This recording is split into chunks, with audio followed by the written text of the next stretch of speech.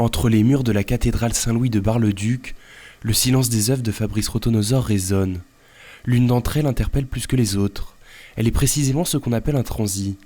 Si dans le langage artistique cela signifie une sculpture représentant la mort humaine de façon réaliste, pour l'artiste plasticien, c'est le cœur de son exposition et du processus de création qui en découle. L'exposition Art Transi, elle a été créée pour mettre en scène la statue monumentale que j'ai créée, qui s'appelle le Transi 2490, qui est ma vision du transi. Mais je voulais aussi aller un petit peu plus loin, que ça aille présenter un peu la démarche de création, ce qui m'a amené à me poser les questions amenant à la création du Transi 2490.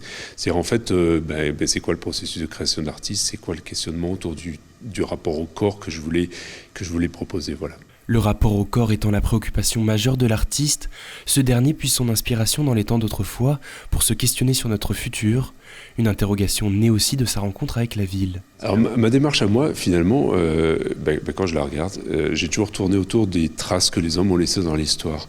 Et puis le transi, c'est cette figure emblématique cette sculpture, cette figure emblématique de Bar-le-Duc. C'est vraiment une des sculptures phares de la Renaissance, qui était finalement une première rencontre aussi avec la ville et qui était un très gros questionnement, très fort chez moi, sur le rapport au corps. C'est quoi notre rapport à notre corps aujourd'hui?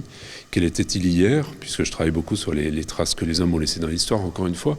Mais quel sera notre rapport au corps dans l'avenir, en 2490, c'est-à-dire dans 470 ans, qui est la durée qui nous sépare de la création de la sculpture d'origine. Une réflexion solide et abyssale, comme il aime le dire, qu'il retranscrit également dans d'autres œuvres, réalisées sur des supports différents et quelque peu originaux. L'idée, c'était de travailler aussi sur d'autres supports comme la radiographie. Je trouve ça très émouvant, les radiographies, parce que c'est un beau support, mais un support qui se perd aujourd'hui, qu'on n'utilise plus. C'est aussi des histoires qu'on mélange. Et je voulais justement proposer cette interrogation autour du corps radiographié, autour du corps déchiqueté, autour du corps chaos, mais aussi une interrogation autour de nos projections.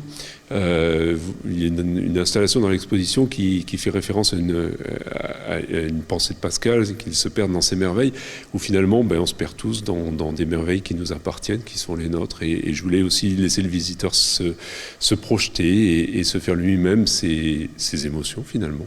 Quelle que soit l'œuvre et l'émotion qu'elle procure, l'auteur précise qu'il s'agit bien de nous, dont il est question dans cette exposition. Alors, êtes-vous vous aussi transi ?